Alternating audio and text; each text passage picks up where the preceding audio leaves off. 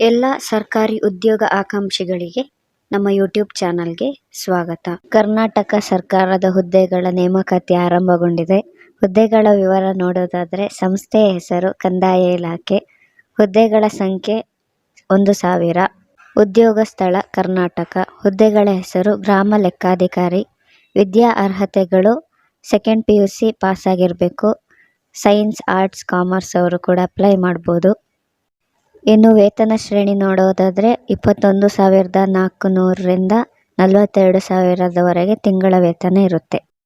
ಇನ್ನು ಅರ್ಹತಾ ಮಾನದಂಡಗಳ ಬಗ್ಗೆ ನೋಡೋದಾದರೆ ವಯಸ್ಸಿನ ಮಿತಿ ಕನಿಷ್ಠ ವಯಸ್ಸು 18, ಗರಿಷ್ಠ ವಯಸ್ಸು 35. ವಯೋಮಿತಿ ಸಡಿಲಿಕೆ ಬಗ್ಗೆ ನೋಡೋದಾದರೆ ಸಾಮಾನ್ಯ ಅಭ್ಯರ್ಥಿಗಳಿಗೆ 35 ವರ್ಷ, ಪ್ರವರ್ಗ 2A, 2B, 3A, 3B ಅಭ್ಯರ್ಥಿಗಳಿಗೆ 38 ವರ್ಷ, SC ST ಕ್ಯಾಟಗರಿ ಅಭ್ಯರ್ಥಿಗಳಿಗೆ 40 ವರ್ಷ ವಯೋಮಿತಿ ಸಡಿಲಿಕೆ ಇರುತ್ತೆ. ಇನ್ನು ಅರ್ಜಿ ಶುಲ್ಕದ ಬಗ್ಗೆ ನೋಡೋದಾದರೆ ಸಾಮಾನ್ಯ 2A, 2B, 3A, 3B ಅಭ್ಯರ್ಥಿಗಳಿಗೆ 750, SC ST ಅಭ್ಯರ್ಥಿಗಳಿಗೆ 500 ರೂಪಾಯಿ ಇರುತ್ತೆ. P ಮತ್ತು H ಅಂದರೆ ಪ್ಲೇನ್ ಮತ್ತು ಹಿಲ್ಸ್ ಅಂತ ಅರ್ಥ. ಆಯ್ಕೆ ಪ್ರಕ್ರಿಯೆ ನೋಡೋದಾದರೆ ಲಿಖಿತ ಪರೀಕ್ಷೆ ಮತ್ತು ಸಂದರ್ಶನದ ಮೂಲಕ ಆಯ್ಕೆ ಮಾಡಲಾಗುತ್ತೆ.